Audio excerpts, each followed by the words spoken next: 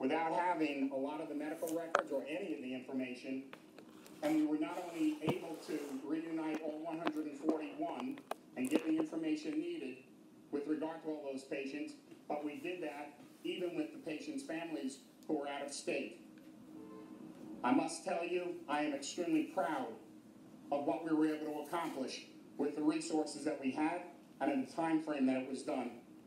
Again, our condolences go out to all the families. Thank you. Let me introduce, and I apologize, let me introduce Vendetta Craig, one of the patient's family members who experienced this. Good afternoon, everybody. My name is Vendetta Craig. My mother is Etna Jefferson. I received a call yesterday morning from first her nurse alerting me that she could not enter the building. I was sleeping, so I said I'll check on it later.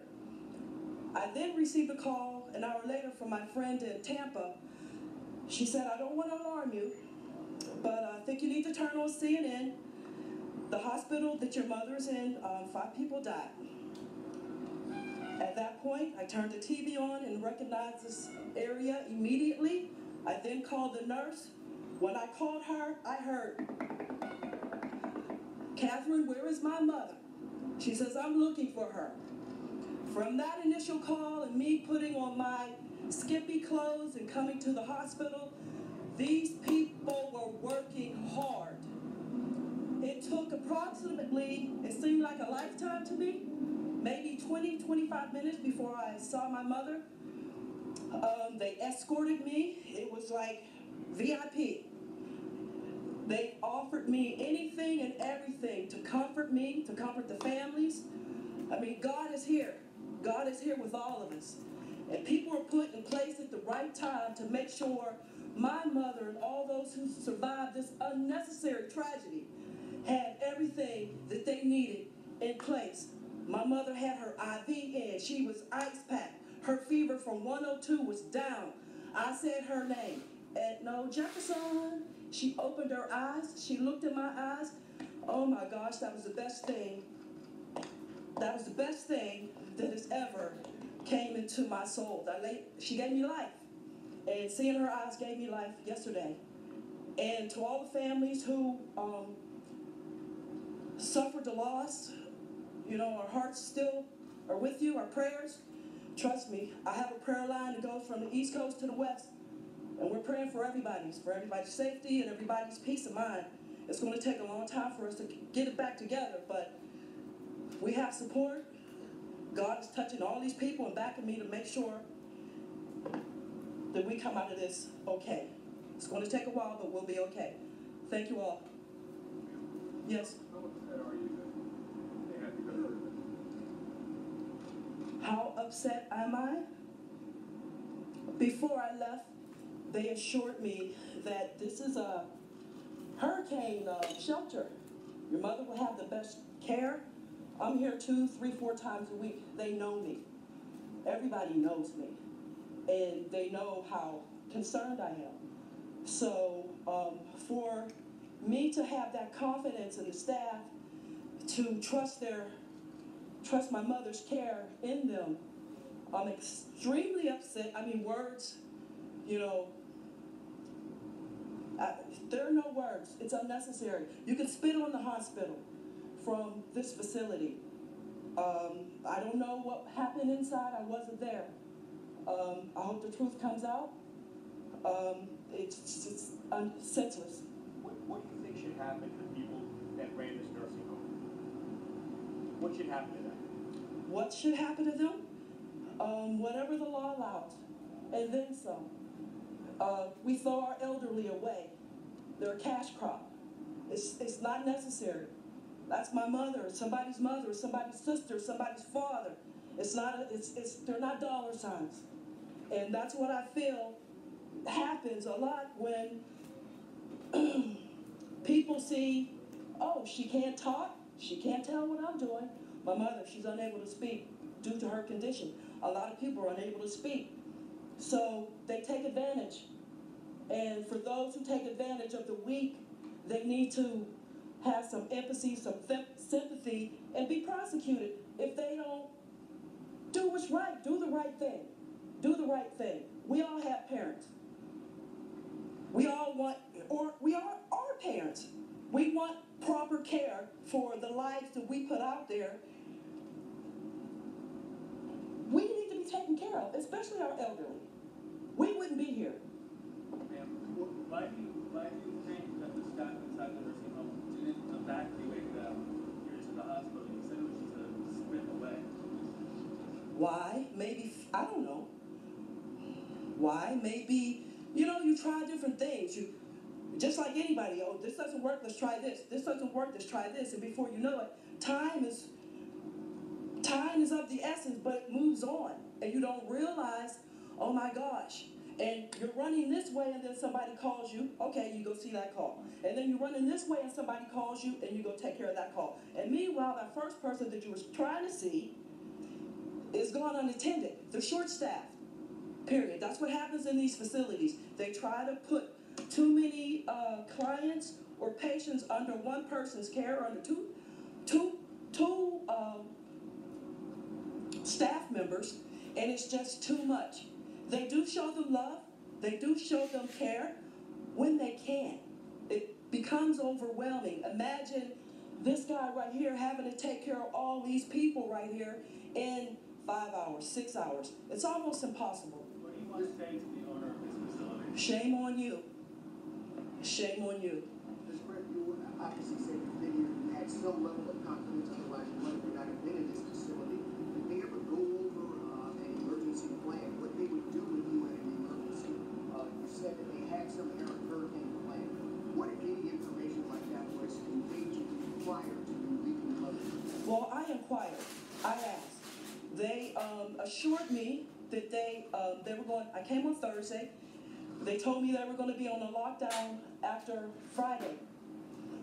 They had generators, blankets, food, everything that they could possibly need. This is the place where other hospitals come. This is what they told me. This is the place where other hospitals come when situations like this, when there's a storm. So I had confidence. Oh, this is a hurricane shelter? Bet. My mom is in the best place. Not the best. She's in a good place. That's what I thought. We don't want to see another Hurricane Katrina. Things that happened there. That was my, the whole week I was going through this emotional battle. What do I do with my mom? Do I take her? Do I leave her? If I take her, I need an ambulance. I need a staff with me. Okay, God, you got me, God. Take care of her. Take care of her. It didn't come out as best as we hoped, but my mom's okay right now. Now, you knew the staff well over the years. This facility, they've had several dead patients, critical patients that didn't call 911. They didn't ask for help. How do you square that with the staff? Okay, I've not been here for years, let me correct you. My mother and I, because we're a team, came in January.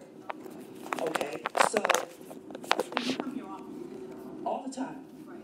And so, I'm sorry, your question again? How does this seem, they didn't call 911 when they had dead bodies of critically ill patients? Because these doctors and nurses have been basically discovered. Does that square with the kind of staff you know? Does that make sense to you? No, it doesn't make sense. And like many companies, during these situations like this, you modify your staff, you reduce your staff, you bring in the essential personnel, or just the amount of people you need to get you through. Maybe they didn't have their top people in there. I don't know. It's who's to say?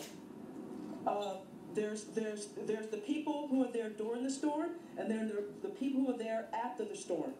It's 48, 72 hours of nonstop. You're up on your feet.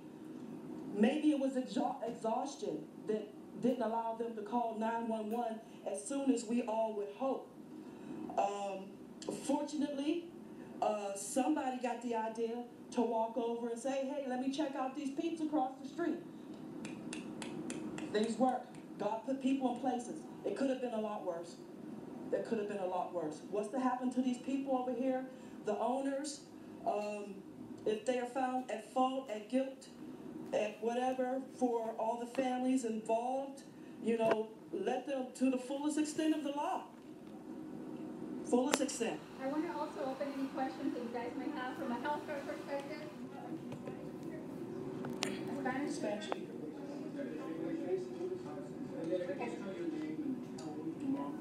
It's Vendetta. My mother's 87 years old. I live in Miramar. Craig, C-R-A-I-G.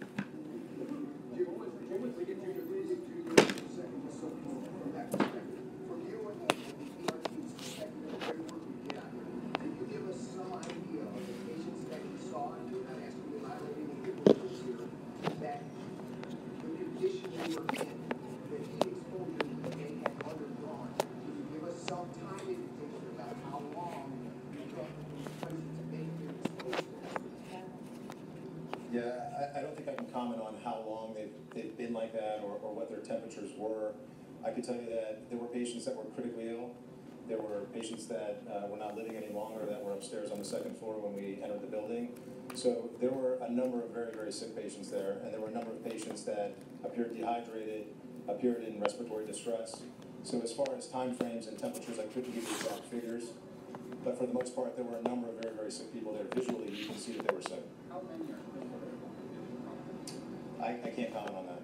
I don't know. Yes. By all accounts, a lot of people didn't sound the alarm. You went in there and you did sound the alarm. What did you exactly see? When I initially walked in the door with my colleague as well as fire rescue, we saw we saw a bunch of staff, and they were extraordinarily stressed and panicked, trying to move patients into there was a room right beyond the nurse's station on the first floor that had fans blowing. They were really trying to get patients moved to those areas. So that's initially what we saw when we went in. And the patients themselves, how did they look? They looked like they were dehydrated. You know, some of them looked compromised. It was a situation where we knew we had to get those patients evacuated. And when we talk about extreme temperatures, just because people don't, you're not doctors, we talk about extreme temperatures, what are we talking about? You know, I don't know the exact temperature in that building, but it was very hot. We walked in and it was definitely very hot. And the body temperatures, I mean, I know just You know, I couldn't tell you. I mean, we were laying hands on people. They were very warm, but I don't know what their body temperatures were at that time. What time did you actually enter the facility? I don't know the exact time, but it was sometime, I think, around after 5 a.m. Judy, you deal with emergencies on a regular basis. Yes. What did this staff do wrong? I can't speak to that. When I walked in the door, the staff was doing everything humanly possible to move those patients to a cooler area. So why they didn't just... No, I didn't. At the time, my focus was the patients and helping that staff. was that area with the fan, was that the only spot that you saw that was sort of trying to... That was the only spot I saw. I don't even know. There was quite a few that were trying to help. I have no idea. I can't give you an exact number as far as the number of critical care patients are, but there are a number of patients that were ill, critically ill when they came into the emergency department, and we know that we've lost 5 patients since then. We have 39 who are still admitted. Judy, more specifically about the entire building, you heard obviously about the second floor. You entered on the first floor, also your initial impression about the temperature and circumstances was being there. I thought it was an extreme situation that we had to get people out.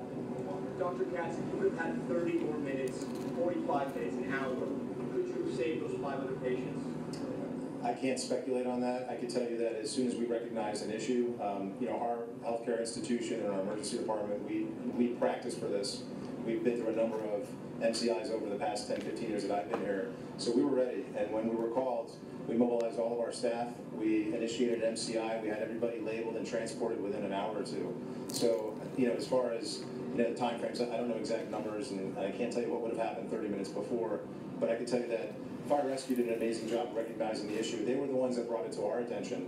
You know, when they came in, the first patient at 3 a.m. and said, you know, or 4 a.m., I don't know exactly, you know, what was said because I wasn't there, but they did bring it to our attention. We brought it to our command center, and that's when Judy took it upon herself to walk over herself and decide, I'm going to take this into my own hands and see what's going on over there. And that's when we activated the MCI. Is this the largest MCI in the hospital's ever done? I believe so. Judy, you said you got over there roughly 5. I believe, I really can't be How sure. much time elapsed from when you first got that alert, the reading, the patients that have been brought in and going on? Actually, as soon as we were notified at the command center that patients arrived to our emergency room with these high temperatures, we made the decision, Tracy and I in the command center, to take a walk over to find out what was going on. And of course, to offer our assistance. We're gonna take for 2 more questions. If you guys have any more questions? Excuse me? Your mother's name, your mother's spelling? The spelling of my mother's name, Edna Jefferson? Jefferson? Edna? E-D-N-A. Jefferson. J-E-F-F.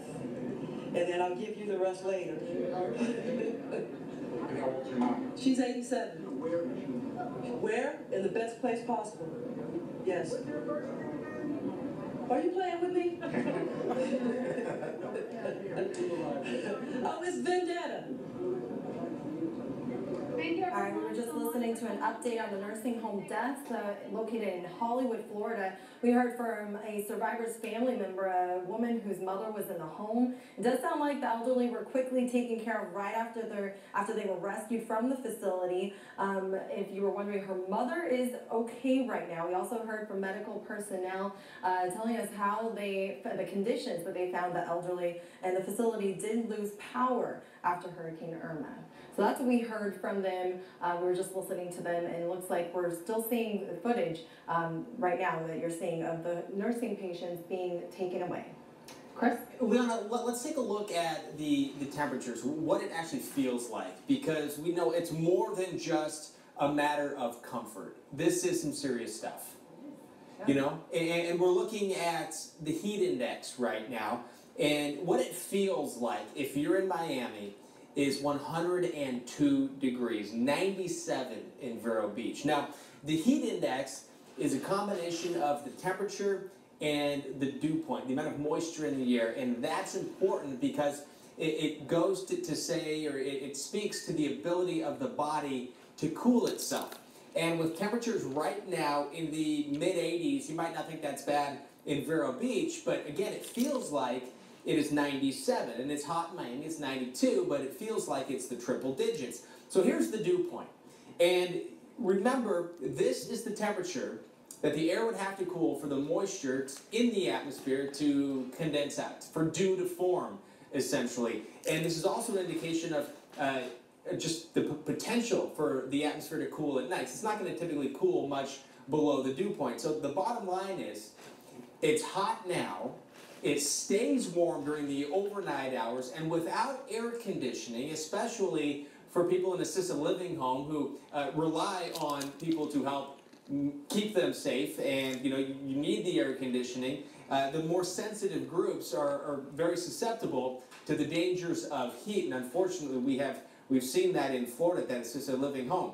And on top of that, there's also some showers and some thunderstorms across Florida. So looking at a few things, the rain does make it more difficult for recovery, but it's those temperatures that can be downright dangerous when we're talking about recovery efforts across Florida. Here's a look at what the temperatures are expected to be here in Key West. Temperatures during the day in the upper 80s, and then overnight only into the lower 80s. So all of the day and all of the night will be in the 80s. Either it's lower 80s, mid or upper 80s, and that's really tough to deal with without air conditioning.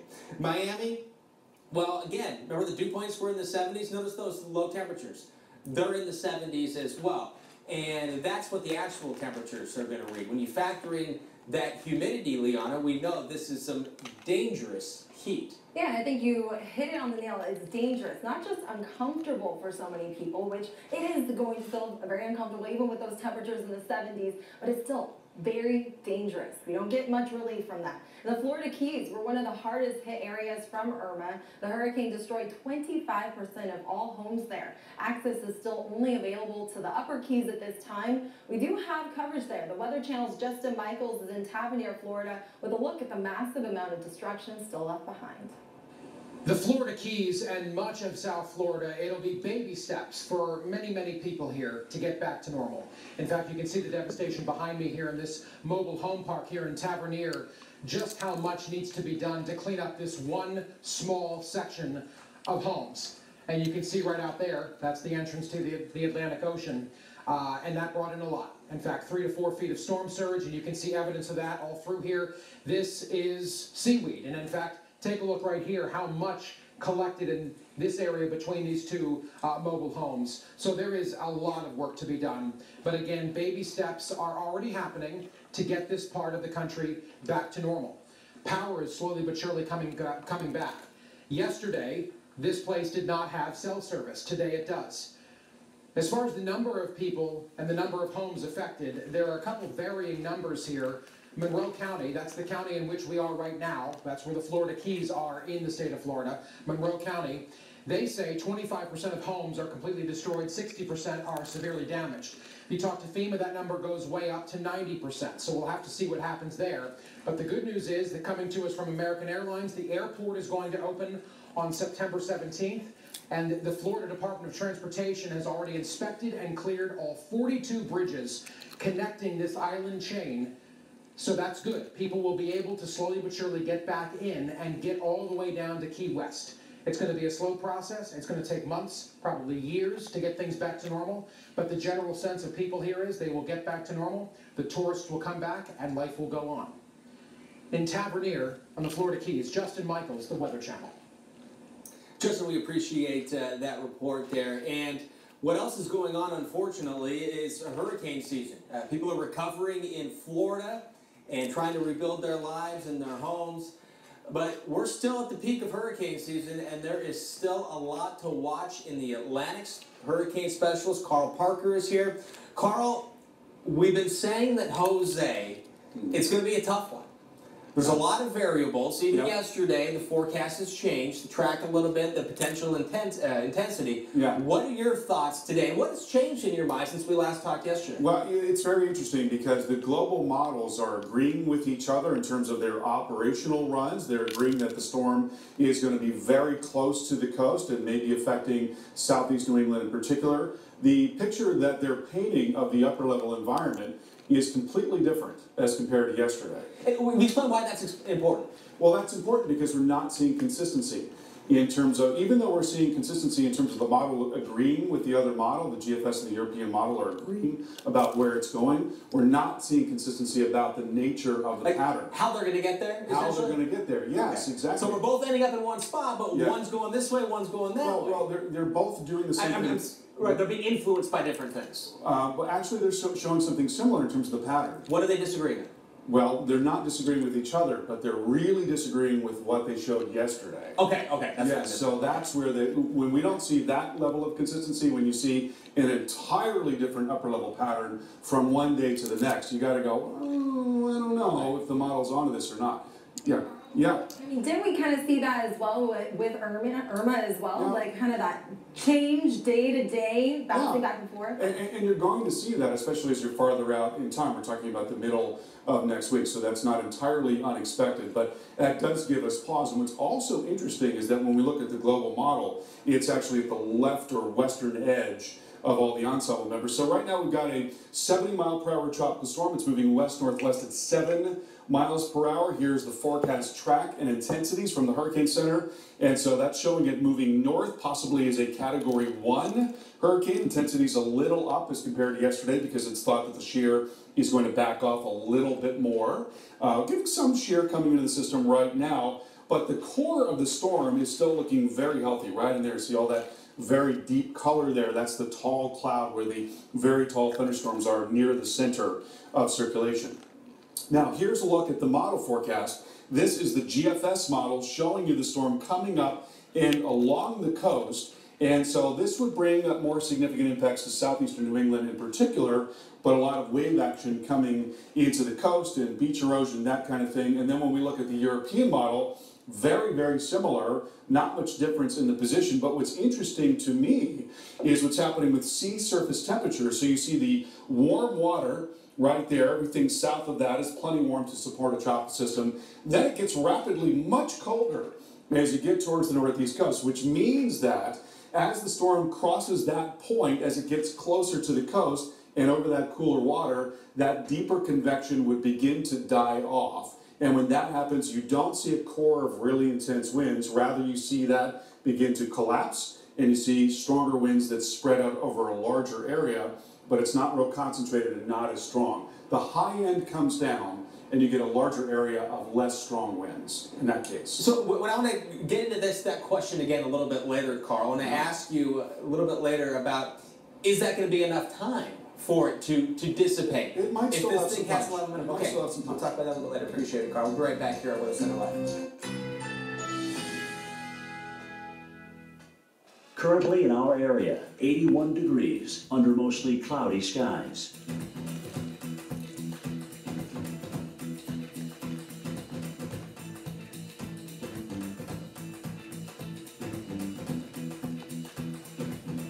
Tonight, thunderstorms early, low 63. Winds light and variable. Chance of rain 50%.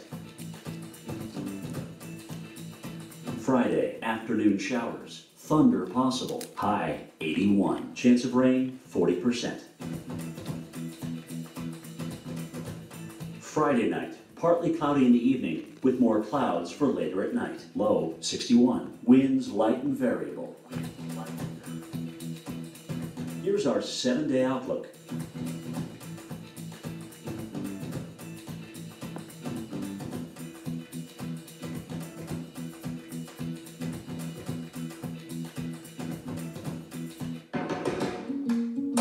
Here's to believing the end of the road is where the real fun begins, and that adventure is never out of reach. When you believe, you can go anywhere.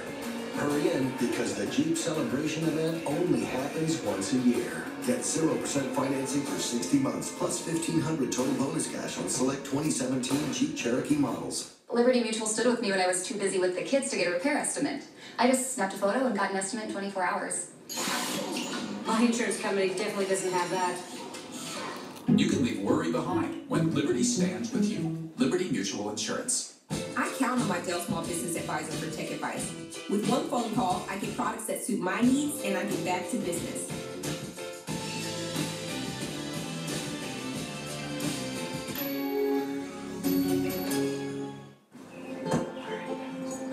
Oh, you brought Butch? Yeah. He's looking at me right now, isn't he? Yep. Butch is like an old soul that just hates my guts.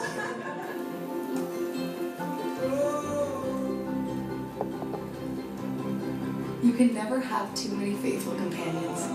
Introducing the all-new Crosstrek. Love is out there. Find it in a Subaru Crosstrek. I'm only in my 60s. I've got a nice long life ahead. Big plans. So when I found out Medicare doesn't pay all my medical expenses, I looked at my options. Then I got a Medicare supplement insurance plan. If you're eligible for Medicare, you may know it only covers about 80% of your Part B medical expenses. The rest is up to you. Call now and find out about an AARP Medicare Supplement Insurance Plan insured by United Healthcare Insurance Company. Like all standardized Medicare Supplement insurance plans, it helps pick up some of what Medicare doesn't pay and could save you in out-of-pocket medical costs. To me, relationships matter. I've been with my doctor for 12 years. Now I know I'll be able to stick with him. With these types of plans, you'll be able to visit any doctor or hospital that accepts Medicare patients. Plus, there are no networks and virtually no referrals needed. So don't wait. Call now and request this free decision guide to help you better understand Medicare and which AARP Medicare supplement plan might be best for you. There's a wide range to choose from. We love to travel, and there's so much more to see. So we found a plan that can travel with us anywhere in the country. Join the millions of people who have already enrolled in the only Medicare supplement insurance plans endorsed by AARP, an organization serving the needs of people 50 and over for generations. Remember, all Medicare supplement insurance plans help cover what Medicare doesn't pay and could save you in out-of-pocket medical costs. Call now to request your free decision guide and learn more about the kinds of plans that will be here for you now and down the road. I have a lifetime of experience, so I know how important that is.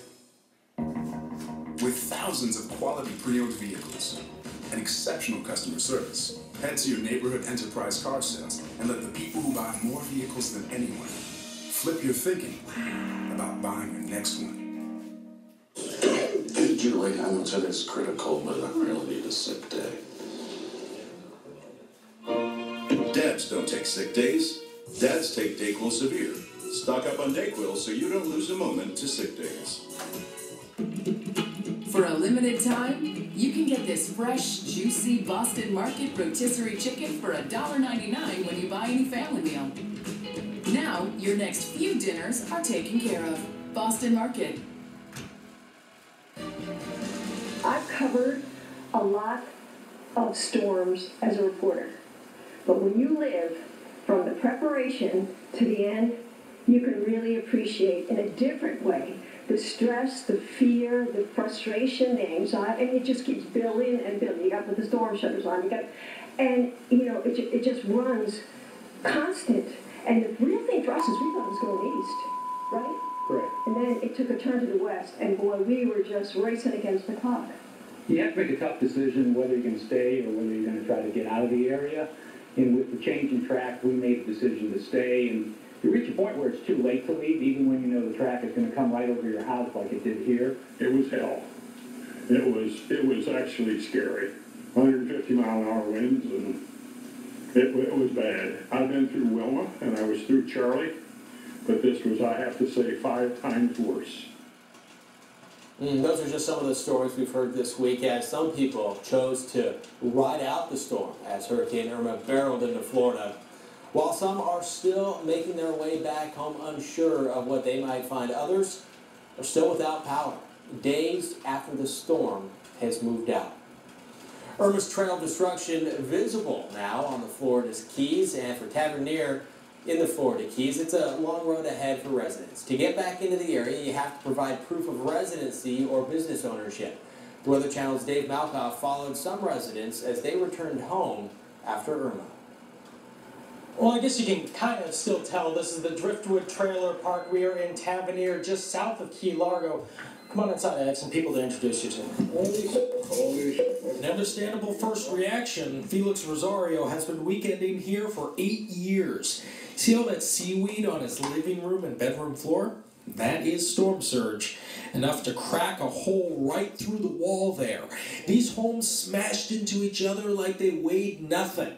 Felix can't even recognize the area anymore. I'm just starting to realize that what I'm looking now is just amazing. It's something else. I mean, it's like a bomb's exploded here. He's not here all the time, but Suzelle and Guillermo Tiena, this is their one and only home.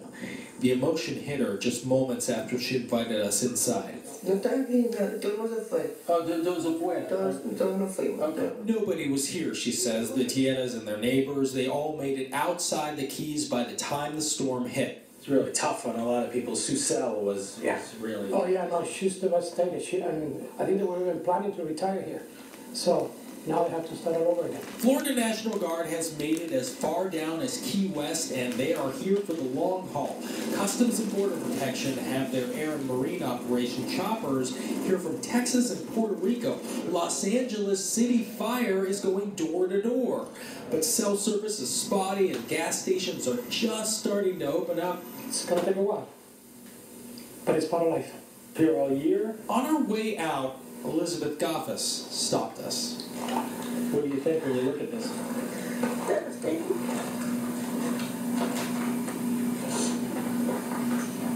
I'm so seriously. I'm so sorry this happened. Yeah, she took me by surprise. Personally, I've covered Florida hurricanes for more than a dozen years. This kind of thing never gets any easier. In this trailer park, nobody lost their lives, but they did lose just about everything else. At mile marker 93 on US 1, Dave Malkoff, the Weather Channel. And just like Dave said, I mean, it's such a good thing that no one lost their lives, but still, their livelihood, their lives are shattered right now. The recovery process is going to be a slow one, and unfortunately we do have some weather that will be impacting the region. We do have those scattered thunderstorms. It's going to make things not just uncomfortable. Chris and I have talked about this just a moment ago. It's going to feel it's going to be dangerous as far as those temperatures go. We don't really see much relief in those temperatures. Highs are going to be in the upper 80s, lower 90s. Some spots, the overnight lows won't even dip below 80 degrees. We'll have more on Irma recovery after the break. You might take something for your heart, your joints, or your digestion. So why wouldn't you take something for the most important part of you, your brain? With an ingredient originally found in jellyfish, Prevagen is now the #1 selling brain health supplement in drugstores nationwide. Prevagen, the name to remember.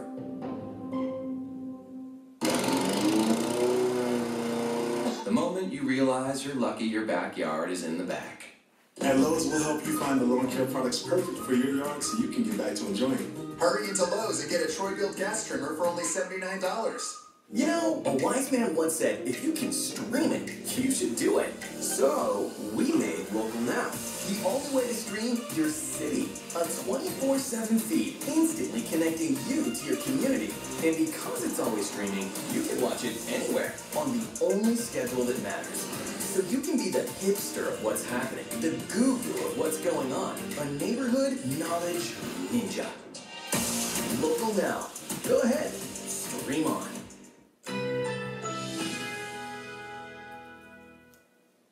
Currently in our area, 80 degrees under mostly cloudy skies.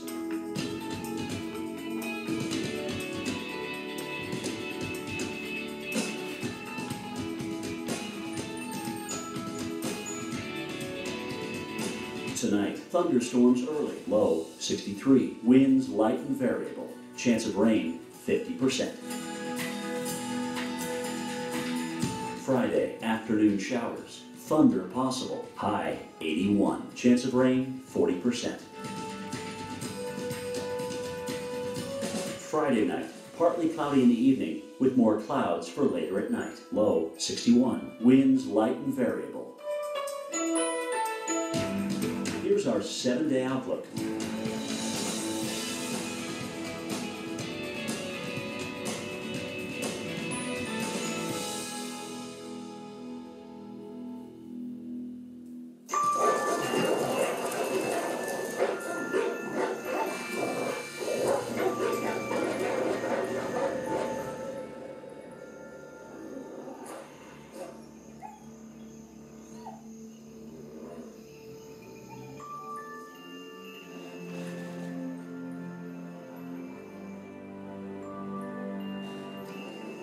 Introducing the new Range Rover Valhalla. Land Rover above and beyond. Each year, Sarah climbs 58,070 steps. That's the height of Mount Everest. Because each day she chooses to take the stairs, at work, at home, even on the escalator. That can be hard on the lower body. So now she does it with Dr. Scholl's orthotics, clinically proven to relieve and prevent foot, knee, and lower back pain by reducing the shock and stress that travel up her body with every step she takes. So keep on climbing, Sarah. You're killing it. Dr. Scholl's, born to move. I'm pretty handy around the house, but now that I have kids, I don't want to spend a Saturday installing a toilet or fixing an air conditioner. Thankfully, there's Home Advisor. A Home Advisor helps me find the best home pros in my area to handle any kind of project. They have verified reviews of the pros, and they do background checks, so you know you can trust them with your home. You can compare prices, book appointments, and what my wife loves most is that Home Advisor is completely free to use. Go to homeadvisor.com or download the free app. There's enough Coffee Mate pumpkin spice flavor for one more cup. Rock, paper, scissors. Oh, every time. You know I can only do paper, right? Oh, because the head. Coffee Mate seasonal flavors are here. It's like a mitt with no fingers. I wanted to know who I am and where I came from. I did my Ancestry DNA and I couldn't wait to get my pie chart. The most shocking result was that I'm 26% Native American. I had no idea. idea. Just to know this is what I'm made of, this is where my ancestors came from, and I absolutely want to know more about my Native American heritage. It's opened up a whole new world for me. Discover the story only your DNA can tell. Order your kit now at AncestryDNA.com. If you or a loved one has mesothelioma or been diagnosed with another asbestos-related cancer, call now. An estimated $30 billion in court-ordered trusts have been set aside to pay out claims to asbestos victims. You may be able to receive compensation without ever going to court or filing a lawsuit. Thousands of hardworking men and women have been diagnosed with mesothelioma because manufacturers put profits ahead of safety. Manufacturers knew the risks of asbestos exposure for years, but knowingly manufactured and sold deadly asbestos-containing materials, putting millions of American workers at risk. These manufacturers have tried to avoid compensating their victims, but the courts have ordered them to set aside an estimated $30 billion in trust money for the victims of asbestos. Call now to see if you're entitled to a portion of the $30 billion. You could receive compensation without filing a lawsuit or going to court. Call 1-800-476-2350 now for a free legal consultation. Again, that's 1-800-476-2350. I'm an attorney spokesperson. These are real-life survival stories that happen to real people. SOS, How to Survive, Sundays at 8, only on the Weather Channel. The slow, painstaking recovery continues across Florida in the wake of Hurricane Irma. Millions remain without power, and now a new tragedy. 8 people died from conditions in a sweltering nursing home near Miami. NBC's Jay Gray has a story from Islamorada in the Florida Keys. The damage in the Keys is unnerving and often unbelievable. Every door's gone, the roof's gone. Most everything that was a part of life before the storm here is gone now. From the outside, it may look like twisted metal, splintered wood, and shattered glass, and that's what you'll find here. But this isn't debris. This is pieces of people's lives now scattered across these barrier islands.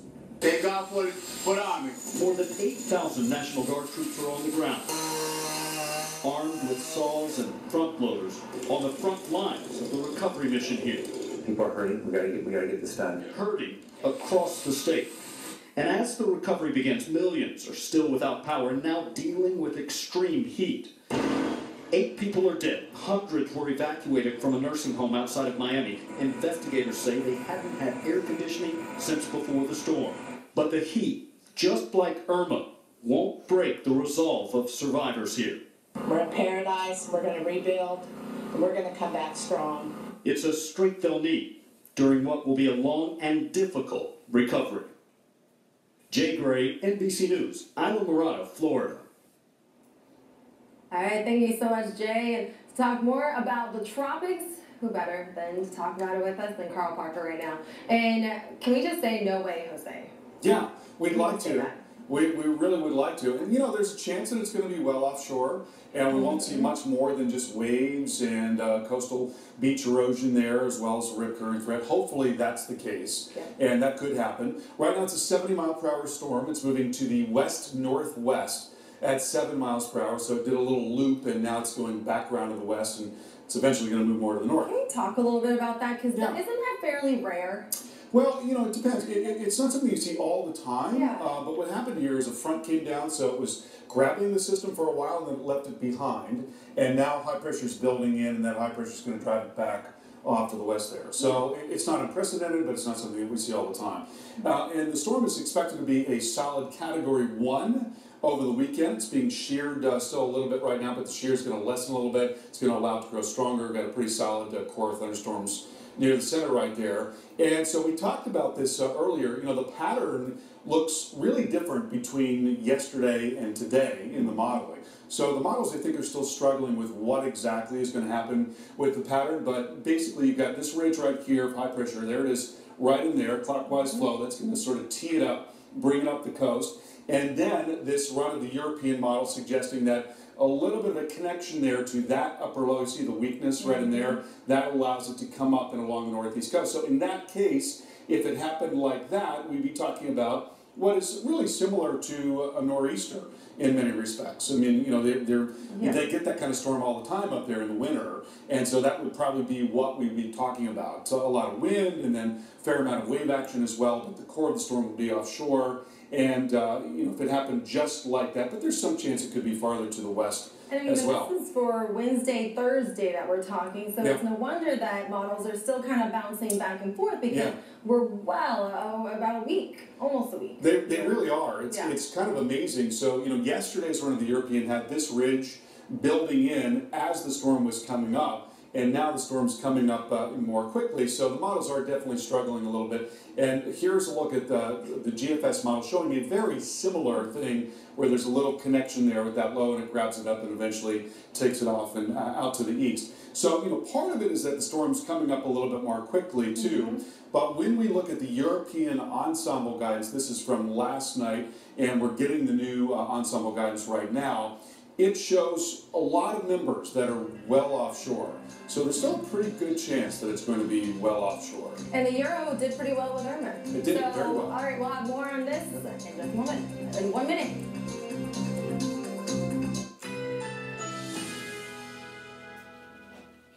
Currently in our area, 80 degrees under mostly cloudy skies.